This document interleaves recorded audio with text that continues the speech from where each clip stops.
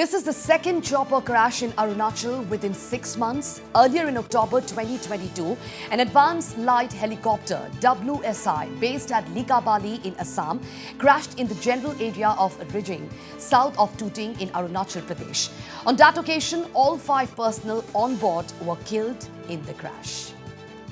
All right, we are being joined now by Group Captain, retired 𝗡𝗢𝗥𝗧𝗛𝗪𝗓 from 𝗣𝗥𝗧𝗪𝗓. Well, Mr. Pangin, welcome to Northeast Live.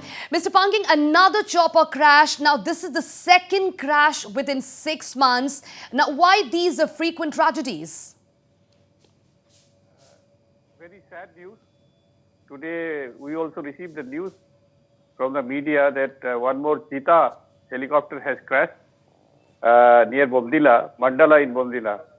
I want to pray to the Almighty that we find the pilots. I hope they are all okay. As per your information, one army team is already reaching the crash site. But I want to do a little bit of correction. This is not the second, this is the third crash in the last 6 months. Okay. If you remember, in October, in Arunachal Pradesh, there are 2 crashes. One was a cheetah, same type of helicopter which has crashed. That helicopter had crashed on 5th June, or 5th October, sorry, I can correct it, near 𝗔𝗥𝗨𝗡𝗔𝗟, that is north of 𝗡𝗢𝗪𝗓 and 𝗣𝗥𝗔𝗗𝗑𝗧. And there one pilot died and the other was critically injured. And this was followed by 15 days later by a ALS crash which you mentioned, killing all the 5 people on board near Singing, near Tuting. And now this one is the third crash within 6 months.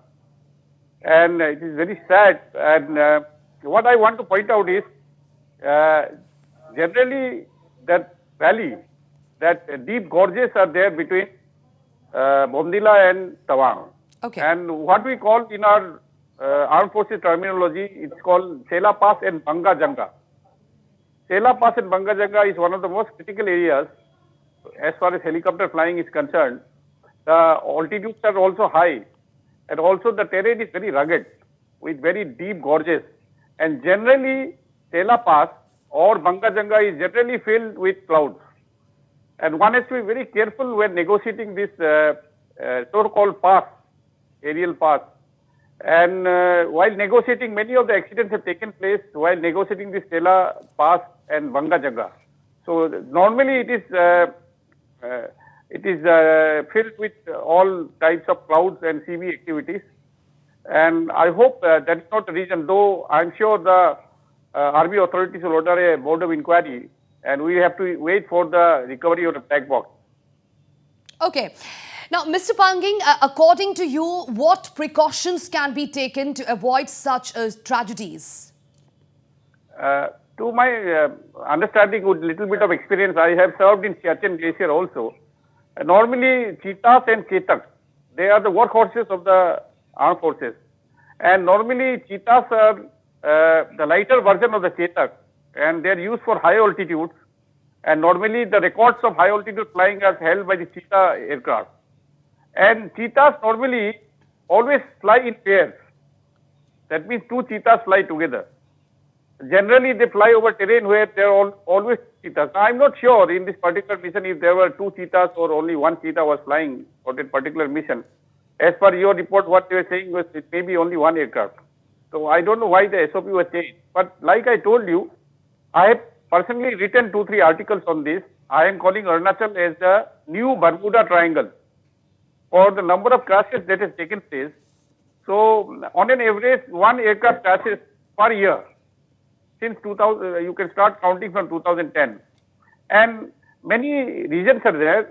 One of the main reasons is, of course, very fickle weather. Arunachal is renowned for very fickle weather. Weather just changes just like that. At the drop of a hat, within half an hour, the weather changes. So, the second aspect is the rugged terrain. And the third aspect is also the lack of avionics and modern equipment in our new aircraft. Cheetah and 𝗟𝗥𝗧𝗪𝗓 are very old aircraft. Okay. And they don't have very modern equipment. And normally, helicopters are not supposed to enter clouds. They are not supposed to negotiate weather like fixed wing aircraft which are allowed to do.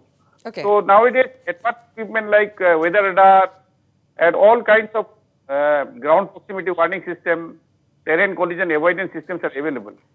But I am surprised that one more thing I want to point out to you, that generally all the aircraft nowadays which fly are equipped with emergency locator transmitters. There's an equipment called emergency locator transmitter. Moment a crash happens, this equipment sends direct signal to the satellite and you can identify the crash site. So many earlier accidents also, we have to launch search and rescue to search for these helicopters. I don't know why presently also these helicopters are not equipped with this simple and equipment which can help you trace the crash site immediately.